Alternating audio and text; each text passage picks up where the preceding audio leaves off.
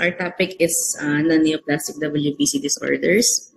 So, our lecture will cover a review of the normal hematopoiesis in the WBCs, and we'll go through some abnormal counts, morphological alterations, and functional disorders.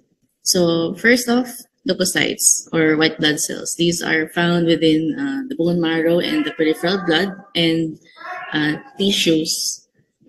Leukocytes are among the essential elements of hematopoietic lymphoreticular immune system, which function to protect the human body from non-self cells, such as in cases of infection, and altered self cells, such as in cancer. So basically, we have two groups of WBCs: the granulocytes and the agranulocytes. So that is where we will start for leukopoiesis. So the granulocytes, these are better known as your neutrophils, basophils, and eosinophils, kasi they have granules. Okay, so they usually come from the same progenitor cell, which is the myeloblast, and then the maturation process is quite similar. So the myeloblast has a high nucleocytoplasmic ratio with immature chromatin and prominent nucleoli, about 3 to 4 nucleoli. Tapos the promyelocyte, yung next na cell niya, this also has a high NC ratio, but compared to the myeloblast, it has more cytoplasm. It also has a round nucleus with immature chromatin and prominent nucleoli. And in this stage, the cytoplasm has primary azurophilic granules. For the myelocytes, they have eccentrically placed oval nucleus, no indentations, and they have mature condensed chromatin, and the nucleoli are absent.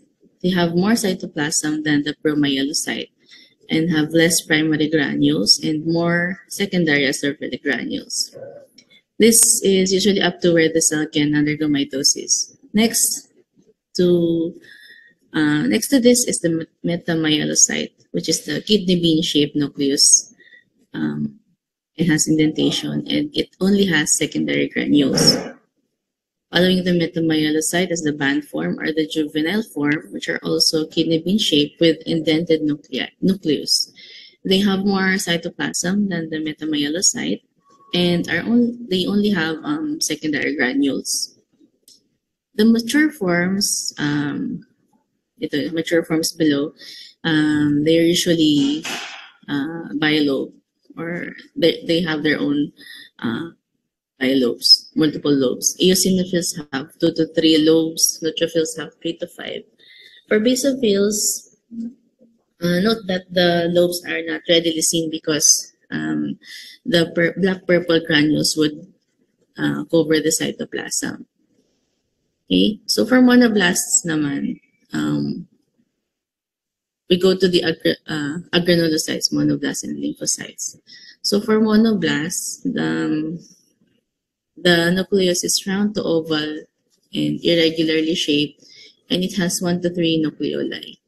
This may not be visible, and then the chromatin is fine. It has a light blue to gray cytoplasm, and there are no granules for this cell.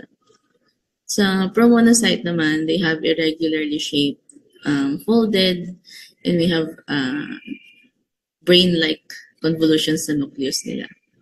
The nucleoli may or may not be visible, and the chromatin is fine or lace-like. And the cytoplasm is also light blue to gray, and the granules are fine and azurophilic. At this stage, the vacuolations may already be present. Then monocytes usually have variable shaped nucleus, round, horseshoe. Sometimes they look like promonocyte with brain-like convolutions. Here, the nucleoli is no longer visible and the chromatin is lace-like. The cytoplasm is blue, and sometimes they can project pseudopods, or they have cytoplasmic projections, which are known as pseudopods. And the granules here, they may be fine, giving it a groundless appearance, and the vacuoles may be present may be absent two numerous. Again, we classified monocytes under granulocytes, pero it, in reality, meron talaga siyang mga granules, pero very fine lang talaga sila. Kaya they're not easily visible. The T cells, which are the other T cells and B cells, are our lymphocytes. Lymphocytes, they are the other mononuclear cells.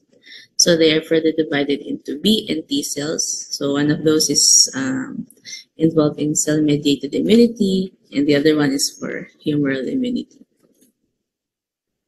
So let's go through them one by one. So for neutrophils, these are usually 9 to 15 microns. They have slightly acidophilic cytoplasm with many fine granules, and their nuclear segments are about 2 to 5. So they play a role in phagocytosis and have bactericidal activity. So for maturation, it takes about 14 days, and they stay in the circulation for about less than a day. Basophils, these are usually 12 microns in size. They are large. They have large round purple-black cytoplasmic granules, and these granules, they are the ones who block they block or parang conceal the nucleus because of their darker stains. And the nucleus would have around 2 nuclear segments. They play a role in immediate hypersensitivity reaction and some in delayed hypersensitivity reaction. They're not usually found in tissues, and their maturation time is about 7 days, and they stay in the circulation for about 1 to 2 days. For eosinophils, these range in 12 to 17 microns. They usually have large red to orange rounded granules, and they are predominantly bilobe nucleus. So they play a role in phagocytosis, and they're usually seen in anti-helminthic activity and even in allergic response. So maturation would be about 14 days, and the half-life in the blood is about 18 hours. Usually they can stay in tissues until at least 6 days. So for monocytes, they range from 15 to 30 microns, and they have abundant gray-blue cytoplasm with azurophilic granules. They have large eccentric nuclei. As mentioned earlier, the nucleus shape could be round, kidney shape, horseshoe shape, or even lobulated. So they play a role in phagocytosis, antigen processing, and cell-mediated immunity. Next, lymphocytes. These range from 7 to 12 microns. They're mononuclear, so isa lang yung nucleus niya. And they have scanty bluish cytoplasm, round or slightly indented nucleus with a condensed nuclear chromatin. And here they are subdivided into T cells and B cells. So yung T cells, sila yung play a role in cell-mediated immunity, while B cells are those who play a role in humoral immunity. So the T cells stay in the medulla for about 12 days, and they recirculate once every 12 to 14 hours. And somehow for B cells, they have the same timeline. So here is a table lifted from Henry's showing the normal distribution of the WBCs with respective ages. Okay. So that's for the quick review. Next we go to abnormal counts. So we have two types of abnormal counts, generally physiologic and pathologic. So for physiologic, here, physiologic leukocytosis is produced by factors or situations that are not related to the underlying tissue pathology. Examples are severe exercise, hypoxia, stress, or injection of epinephrine. For pathologic naman, this is an increase or decrease in count that occurs as a result of disease, and it is usually as a response to tissue damage. Sorry. So it's usually a response to tissue damage. So let's go through the different abnormal counts per cell. So first we'll have the neutrophils. So neutrophils, for each neutrophil kasi in the blood vessels, about 16 precursors are present in the marrow. So from the time of differentiation into a myeloblast through about 5 mitotic divisions, it takes about 14 days until the progeny of that cell would reach the blood. And the last 6 to 7 days are spent in the maturation and storage pool. So when the neutrophil enters the blood, it moves readily between a circulating granulocyte pool and which is sampled into the leukocyte count, and the marginal granulocyte pool, which is not included in the leukocyte count. So in less than a day, the neutrophils, in less than a day after the neutrophils arrive, the neutrophils emigrate from the circulation into a random manner and enters the tissues. Then migration into tissues is dependent on the adhesion molecules of the selectin family expressed on neutrophils and endothelial cells. So from there, if it's not utilized in an for example, in inflammatory exudate, the neutrophils may leave the body within a few days by secretions such as in the bronchus, saliva, GI tract, and urine, or they are destroyed by mononuclear phagocyte system. So physiologic variation in leukocytes. The total white blood cell count at birth and during the first 24 hours would vary with wide limits. The neutrophils are predominant, usually mga 6 to 28 yung count, and about 15% of these are in band forms. Then the neutrophils drop during the first week of life and remain about the same level after. So this is about the level of WBC count of 5. Mga ganun siya. Lymphocytes, they are about at 5.5 at birth and change with little variation during the first week. So there's diurnal variation. Usually WBCs are highest in the afternoon and lowest in the morning. And there are instances where physiologic processes would cause increases in neutrophils, such as the compensatory mechanism to your body when you undergo exercise or when a person smokes a cigarette. There's like a compensatory increase in, for example, neutrophils.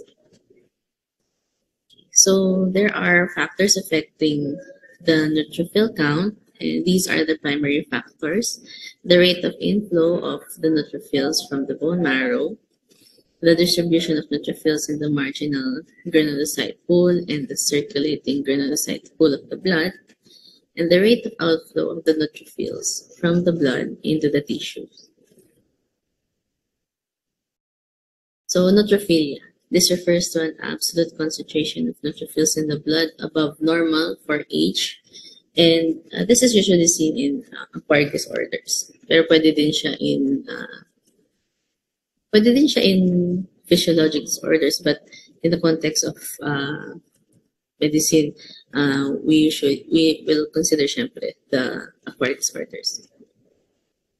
So, as mentioned earlier, there are physiologic and pathologic causes of leukocytosis. So here are pathologic causes of neutrophilia. So increases in the neutrophil, in the WBC count, particularly in the neutrophils. So we have enumerated here are the different causes, such as acute inflammation, acute infections, drug toxins, and metabolic causes. tissue necrosis, and even neoplastic causes.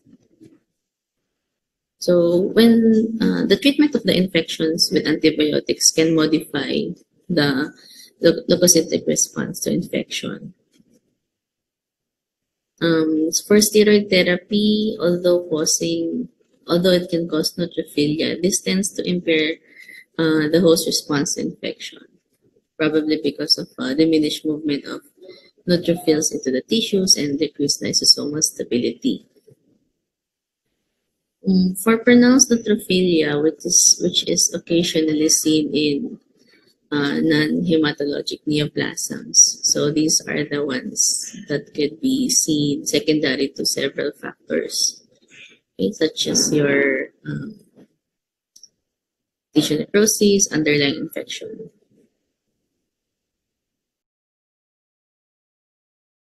So for the degree of neutrophilia, children respond more intensely than adults, and the degree of neutrophilia may be impaired by the same factors that would impair erythrocyte production.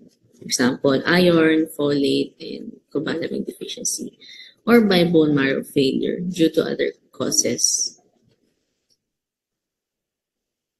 So there are also factors that enable the body to localize an infection, and this plays a role. So the more localized the process, the more pronounced is the neutrophilia. Other factors that modify neutrophilic response are due to the microorganism involved in the infection. For example, pyogenic bacteria, these especially induce neutrophilia. And usually for more virulent microorganisms, this results in higher neutrophilia. When there is infection naman that is overwhelming, there is tendency for the neutrophils to decrease in number naman. Bali, instead na maging neutrophilia siya, the body would respond by neutropenia. And greater shift to the left for the peripheral blood smear. Okay, so neutropenia naman. So neutropenia is a reduction in the absolute neutrophilic count below approximately 1.5 to 2 for adults. Yung 1.5 to 2 kasi it's a level mentioned as for white adults, tapos 1.2 to 1.3 for black adults. So ANC, this is the product of the white blood cell count and the percentage of neutrophils and bands that have been enumerated in white blood cell differential count. The term agranulocytosis has been used for severe neutropenia, usually less than 0.5. And this can be associated with depletion of eosinophils and basophils.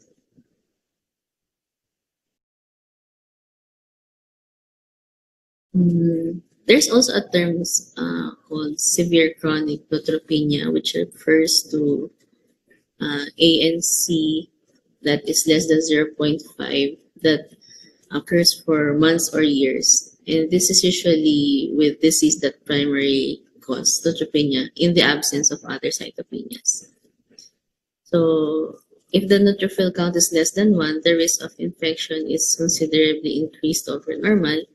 And if the neutrophil count is less than 0.5, the risk of infection is even greater. Okay. So the mechanisms by which neutropenia occur include the following. So there's decreased flow of neutrophils from the marrow into the blood in the result of a lack of production or as a result of the lack of production or ineffective production. For example, a proliferation or maturation defect.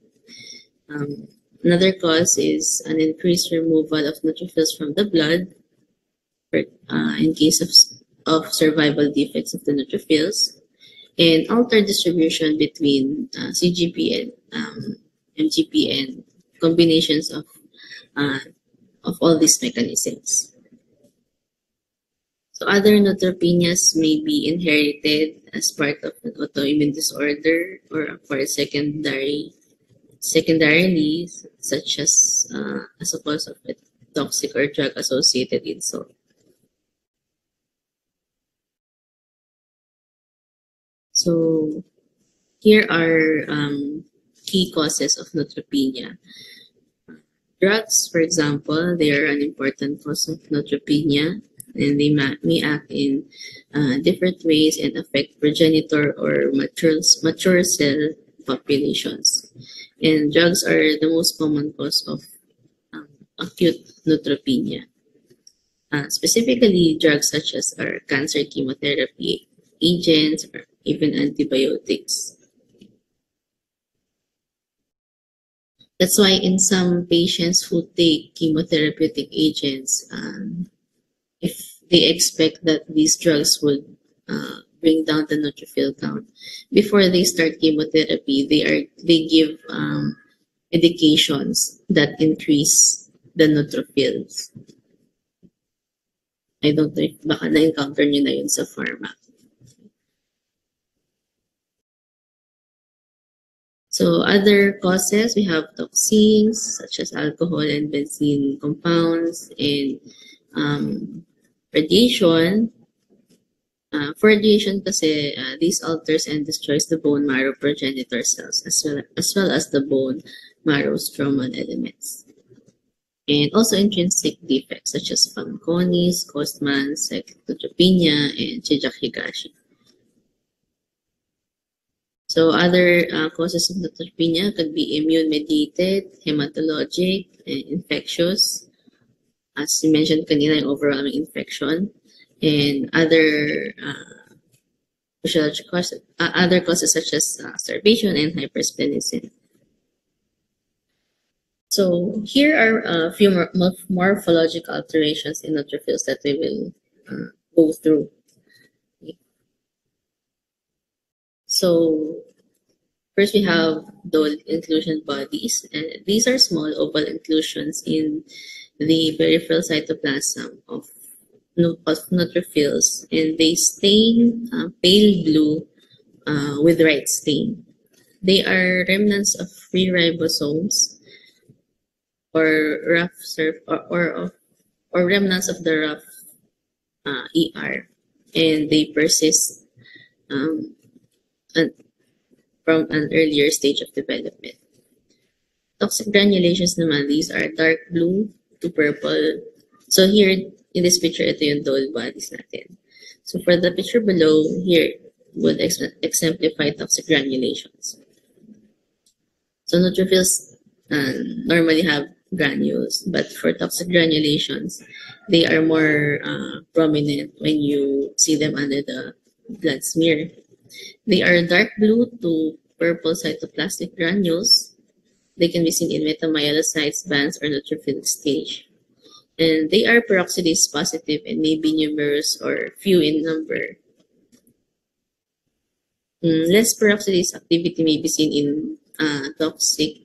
It may be seen in toxic than in normal neutrophils. And usually toxic granulation is noted in infections or other conditions, but may also be seen in non-infectious reactive conditions.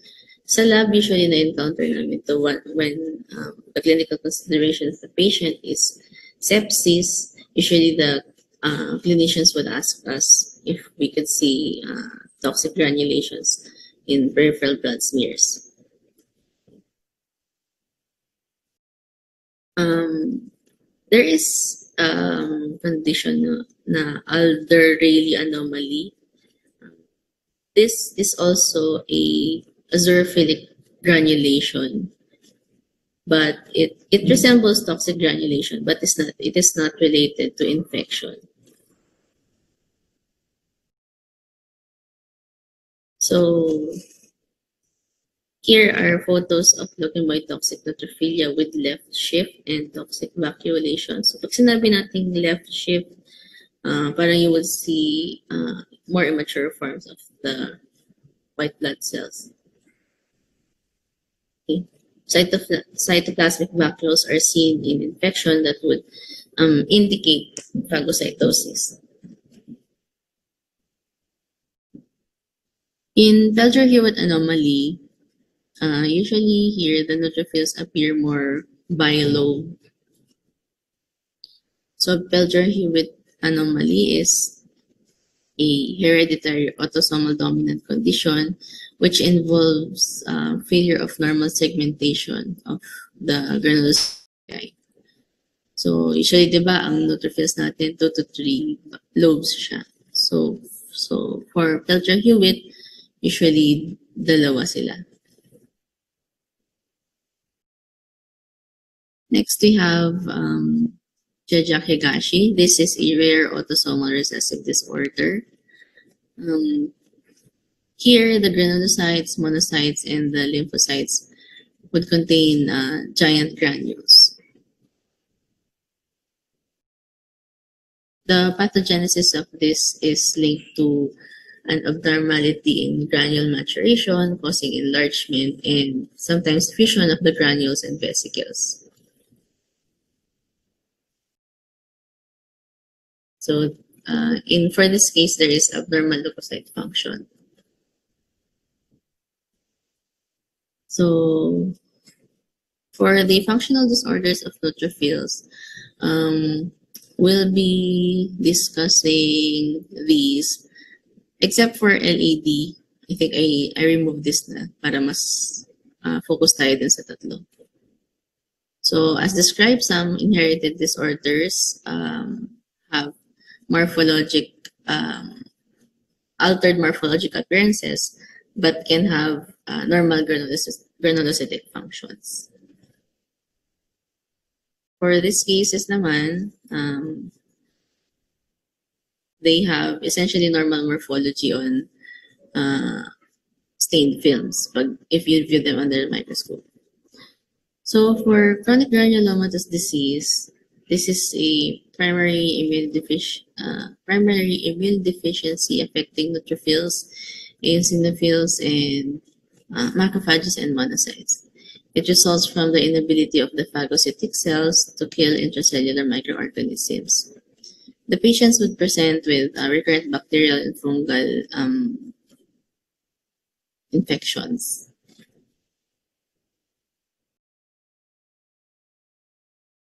So the disease would result in the genetic defects of any of the membrane-bound or cytoplasmic components of NADPH oxidase.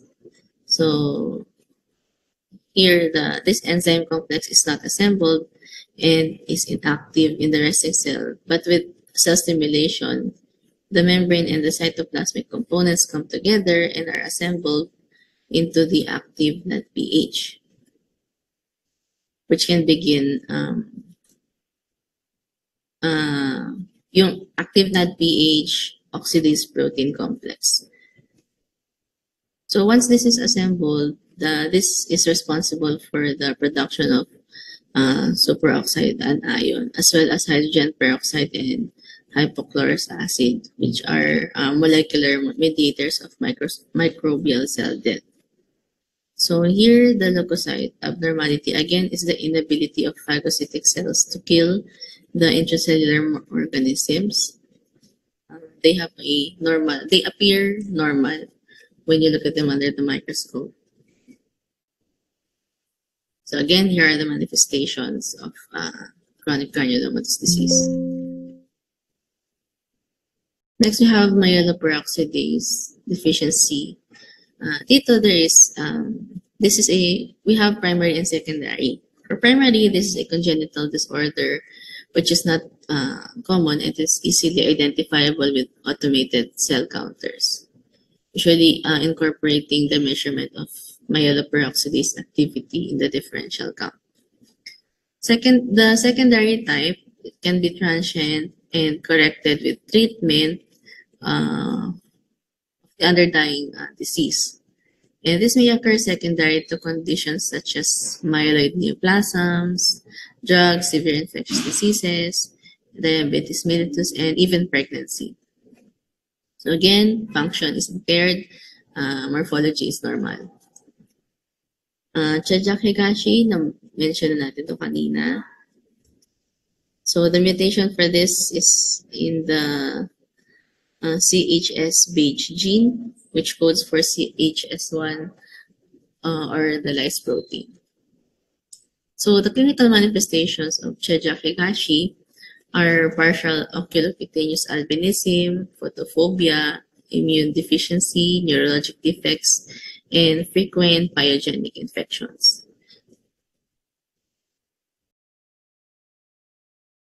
So for eosinophils, first we'll go through eosinophilia. So eosinophilia would exist if the blood eosinophils exceed about 0.35. And when the large numbers of cells are counted as with automated instruments or direct chamber counts. Or it exceeds 0.5 when the count is calculated from a 100 cell diff count. The major function of neutrophils is to release granule contents or reactive oxygen species generated by the cell membrane to damage target organisms or offending cells. So the function of eosinophils appear more complex. In addition, kasi its other function is immunoregulatory, and they play a role in pro-inflammatory signaling. So the eosinophils, they both act as an effector cell and a regulatory cell. Increased eosinophils are usually seen in acquired disorders and are quantitative in nature. Eosinophilia, most commonly kasi this is typically associated with allergic processes and parasitic infections. So this can be reactive or secondary. So factors that influence the eosinophil count are the following. They're usually similar for those as in neutrophils. So the rate of proliferation and maturation, the role of outflow of eosinophils from the blood, trafficking of eosinophils to the specific site of accumulation, and the survival and rate of eosinophil destruction in the tissues. Eosinophil production is stimulated by interleukin-5, and migration is influenced by the chemokine eotaxin.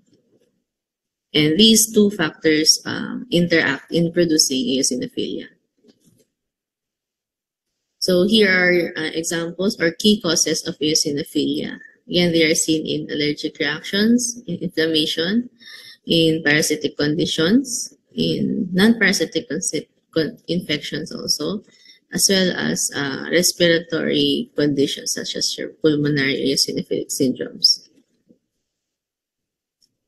Other causes of eosinophilia, this is also seen in neoplastic conditions such as the following: in idiopathic hypereosinophilic syndromes, which usually affect the heart, liver, spleen, and other organs. And also other causes such as drugs and hematologic malignancies, GI inflammatory diseases, and sarcoidosis and Wiskott-Aldrich syndrome. So we won't discuss all of this naman. We'll only go through a few of the conditions. So first, let's have Loeffler's syndrome. It's simple eosinophilic pneumonia, and this can affect all age groups.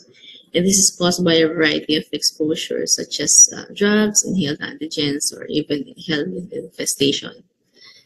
These occur during periods of dissemination or migration when the parasites pass from the blood into the alveoli of the lung. And sometimes Loeffler syndrome can also be idiopathic. So clinically, in Loeffler syndrome, this is characterized by repeated transient pulmonary exudates with fever and clinical symptoms of bronchitis, often producing sputum that contains eosinophils. And this usually resolves in a few weeks. So for tropical pulmonary eosinophilia, this is a syndrome of paroxysmal cough and bronchospasm, which is associated with marked eosinophilia. This is found in countries such as India, Africa, Southeast Asia, and South Pacific. And this may also be seen in any racial group living in an endemic area other than the ones mentioned above. The Bucherer-Bancroft is the most common causative agent for this. And it has, in this condition, there is high titers of serum IgG and IgE levels against the microfilarial antigens. This is probably a hyperimmune reaction to microfilaria, which may be found occasionally in the lung or lymph node biopsy specimens, not usually in the blood. And a response to antifilarial drug is usually curative. Okay, so that's for the two conditions for eosinophilia. Next, for basophilia.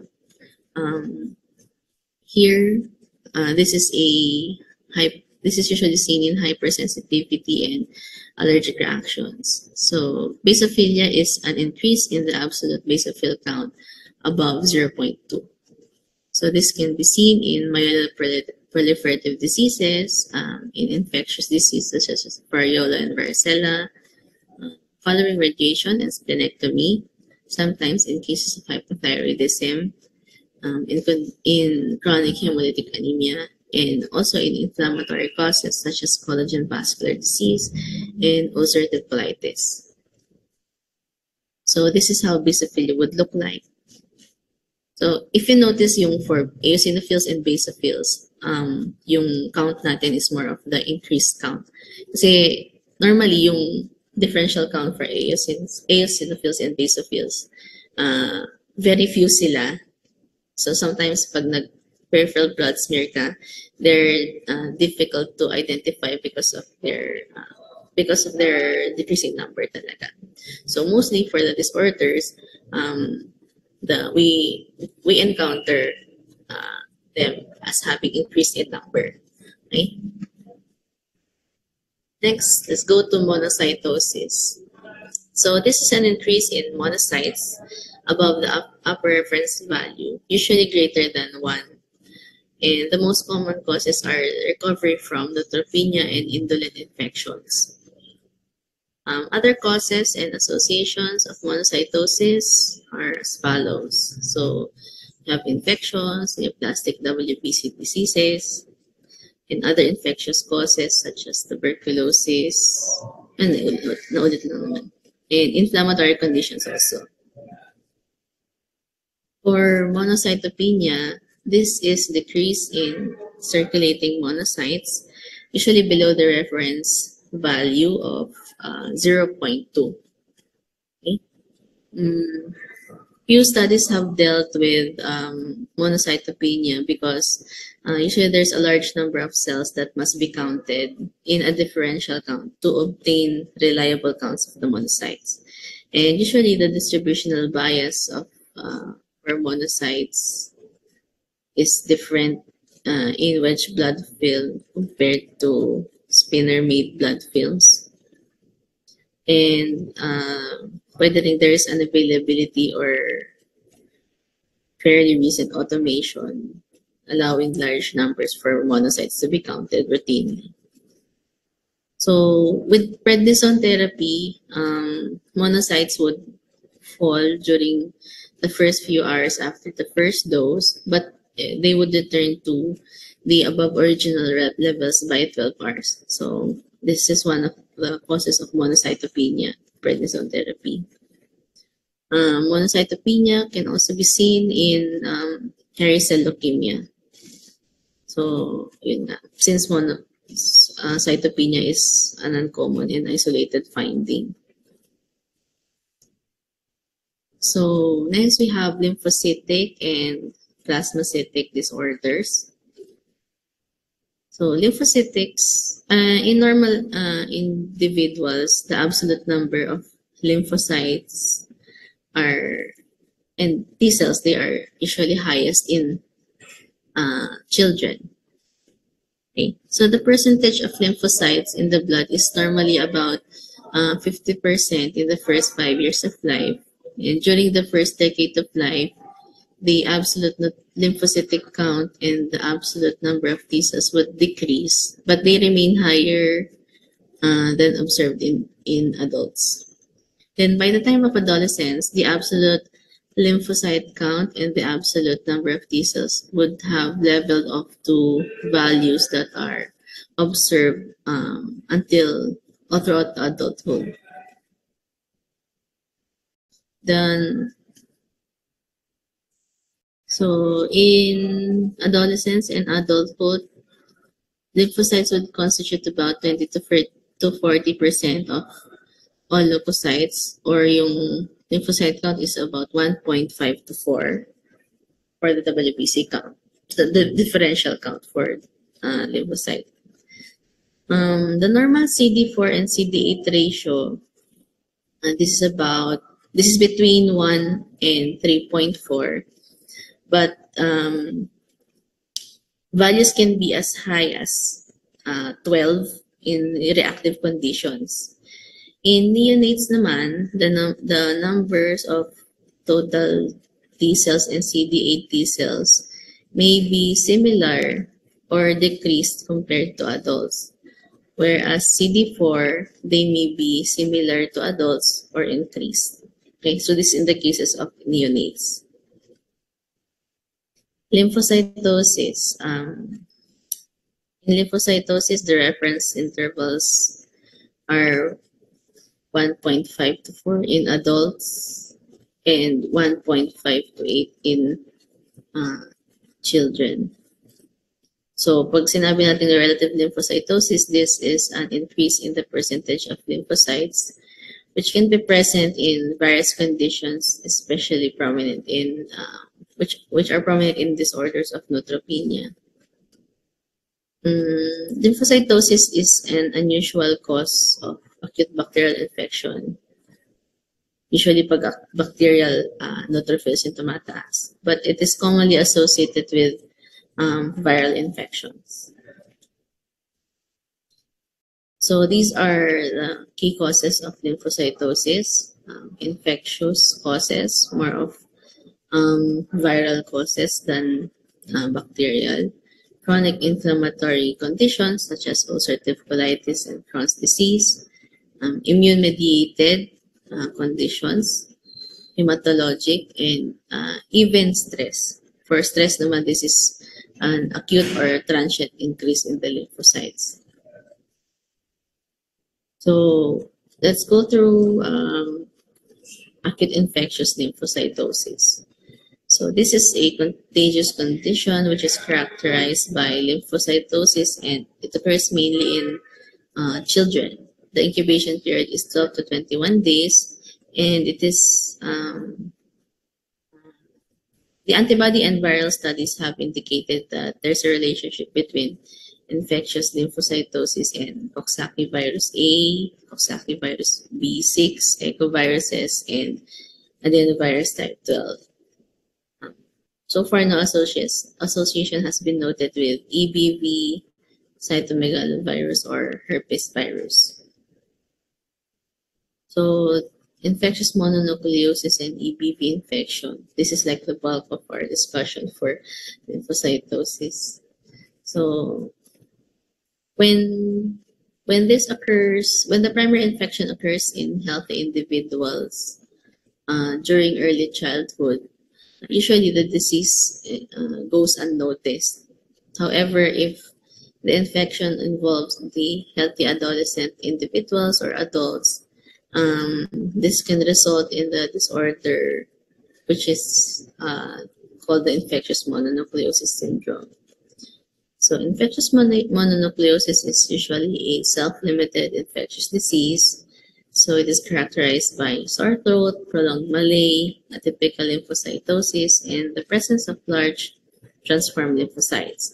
Um, Lymphadenopathy can be seen, usually seen in the posterior cervical area, and also splenomegaly. In immunocompromised patients, EBV is associated with benign B-cell hyperplasia, malignant lymphoma, and post-transplantation lymphoproliferative disease. So in most cases, the virus would gain entry into the body through the oropharyngeal, epithelial, and lymphoid tissues. And the virus appears to infect both of these tissues. The virus attaches to CD21, which is a C3d complement receptor on beta lymphoid cells. And from there, it enters the cells. The EBV then stimulates DNA synthesis in the B cells and induce the formation of several antigens. So these are the antigens enumerated that are being produced. BCA, viral capsid antigen, membrane antigen, early antigen, Epstein-Barr nuclear antigen, and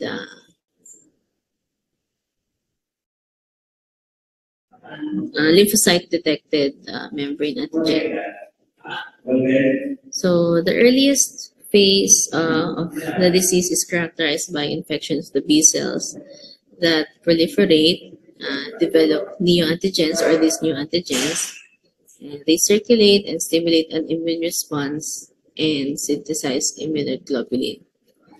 So VCA, viral capsid antigen, early antigen, and Epstein-Barr nuclear antigen. These are the viral proteins that are most important for the serodiagnosis of in a immunocompetent patient. So the humoral response is characterized by the rise in the titer of the IgG and IgM viral capsid antibodies during incubation and early prodrome periods. The IgM capsid antibody starts to fall during the second and the third week of illness and then diminish to undetectable levels within the succeeding several months. For IgG naman, this decreases during convalescence but remains detectable for life. Approximately 2 to 3 weeks after the onset of illness, Epstein-Barr virus antibodies against the early antigens appear, and then they decline over succeeding 2 months. The titer of the EBV nuclear antigen antibodies, they rise during the latter portion of convalescence, and they are apparently detectable throughout life. For cellular immune response, this is characterized by proliferation and activation of the T cells, which are usually during the second week of illness, in response to EBV-induced B-cell infection activation.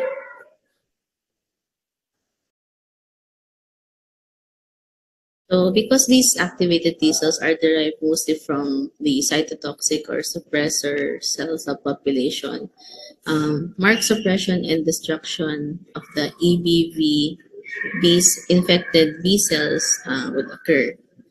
And most of the atypical lymphocytes observed in the peripheral blood of patients with this condition is seen during the second week of illness, which they possess the CD8 antigen. Then these cytotoxic or suppressor T cells would kill the infected B cells and diminish polyclonal antibody production induced by the EB virus. In addition to cytotoxic T cells, the activity of natural killer cells has an effect in limiting the proliferation of the EBV infected B cells in patients with this condition. So, infected B cells that are destroyed, these are destroyed usually through the mechanism of antibody-dependent cellular cytotoxicity, which is a process requiring the presence of both cytotoxic cells and the antibody. And the process of B cell proliferation is followed by the inhibitory and destructive effects of EBV-directed antibody production, as well as T cell and natural killer cell cytotoxic effects occur within the patient's peripheral blood, the bone marrow, the lymphoid tissues, and in some degree, all tissues of the body. So these are the clinical features of infectious mononucleosis. This is seen in a wide range of patients, but is common in adolescents and young adults. Tapos, a 2 to 5 week incubation period before the onset of the symptoms usually occur. The onset is vague, indefinite, and similar to the onset of other infectious diseases. Patients usually have fever, sore throat, and with ulcerative pharyngitis and lymphadenopathy. So here enumerated are the laboratory features of infectious mononucleosis. So there is leukocytosis of about 60 to 90% and with a typical lymphocyte. And there's mild thrombocytopenia in half of cases. When we see atypical lymphocytes, these are still lymphocytes, but they have more cytoplasm compared to the ones that we described earlier in the first part of the lecture. And one clue that they are atypical is that their cytoplasm tends to indent in the surrounding red blood cells. So these are other laboratory features of infectious mononucleosis. Just go read through them later. And here enumerated are the complications of infectious mononucleosis. The differential diagnosis of infectious mononucleosis would include ruling out other infections or even drug-related symptoms. So next we'll go to lymphocytopenia. Lymphocytopenia is present when the absolute lymphocyte count is below 1 in adults and below 2 in children. Normally, about 80% of the circulating lymphocytes are CD3 T cells and majority are CD4 helper T cells. So these are causes of lymphocytopenia. It can be destructive, debilitative, infectious, or even AIDS or HIV associated. Other causes would include congenital immunodeficiency, abnormal lymphatic circulation. So, functional disorders of lymphocytes can be inherited or acquired, and usually pag inherited, these may be due to a disorder of maturation or of function of the monocytes and antigen-presenting cells, B cells, T cells, stem cells, and suppressor cells, or a combination of these. And they may cause antibody production defects or combination of antibody production and T cell function. For acquired disorders, this may be due to conditions such as infection, malnutrition, and malignancy. So plasmacytosis naman, plasma cells, they are not normally present in circulating blood, and they are increased in a variety of chronic infections such as allergic states. And in the presence of neoplasm and other conditions, in which gamma globulin is elevated. So here are the list of the causes of and conditions with associated with plasmacytosis. So lastly, we have leukemoid reactions. A leukemoid reaction is an excessive leukocytic response in the peripheral blood, and it includes leukocytosis of 50 times 10 raised to the 9 per liter or higher, with a shift to the left. If the count is lower, or with lower counts that are even below normal, there is considerable number of immature granulocytes and similar quantitative or qualitative changes in the lymphocytes or the monocytes. And depending on the predominant cell, leukemoid reactions may be neutrophilic, eosinophilic, lymphocytic, or monocytic. So, as mentioned, these are the types of leukemoid reactions based on the cell predominance, and these are the instances where these reactions may occur. So, neutrophilic leukemoid reaction, it may occur in many situations such as this, the ones here, and examination of the blood is usually more helpful than examination of the bone marrow. For eosinophilic leukemoid reactions, immature cells such as the eosinophilic myelocytes rarely appear in the blood in this type of reaction. So in here, the leukocyte may also exceed 50 in the total WBC count. And eosinophilic leukemoid reactions usually occur in children and usually are caused by a parasitic infection. But in some reactions, some of these reactions can also be associated with the presence of a tumor. For erythroblastoses and leukoerythroblastoses, in patients with or without anemia, some circulating normoblasts are frequently accompanied by neutrophilic leukemoid reactions. So this is then called a leukoerythroblastotic reaction. A moderate anemia with normoblasts in the peripheral blood is fairly common in metastatic carcinoma involving bone marrow. Leukoerythroblastosis may also be associated with bone marrow infection or fibrosis, and may be seen in benign conditions such as GI bleeding and hemolytic anemia. For lymphocytic leukemoid reactions, extremely high counts of normal appearing lymphocytes may occur in cases of infectious mononucleosis and in pertussis. When atypical lymphocytes are strikingly increased or immature, the distinction from leukemia may be a bit difficult. So examination of the bone marrow may be more useful because the lymphocytes are minimally increased or in most leukemoid reactions, comparing it to leukemia.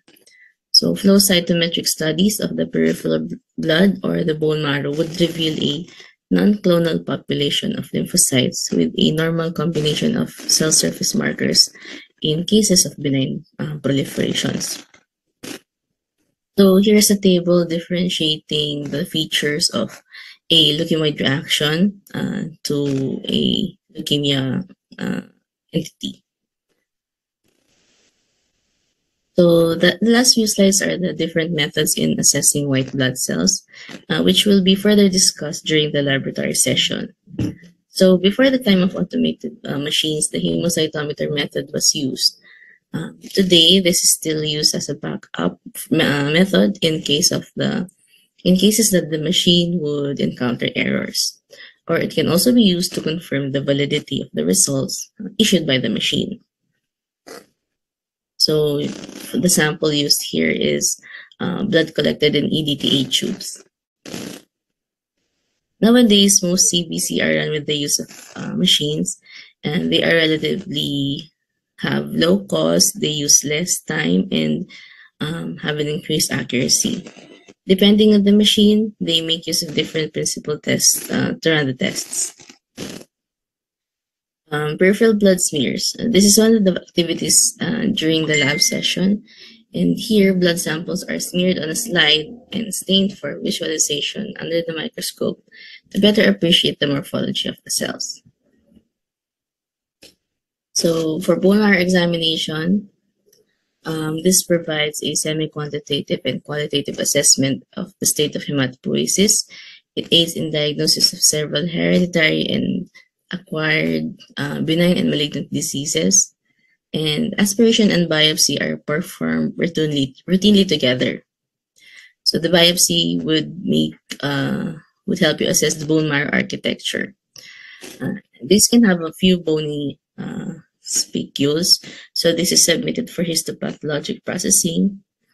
And you can also see the cell, other than architecture, you can see the cellularity of the bone marrow. While the aspirate is, these are the cellular debris or reparent fluid portion that is aspirated. And this is spread on glass slides and smeared and then stained for visualization of the cell morphology.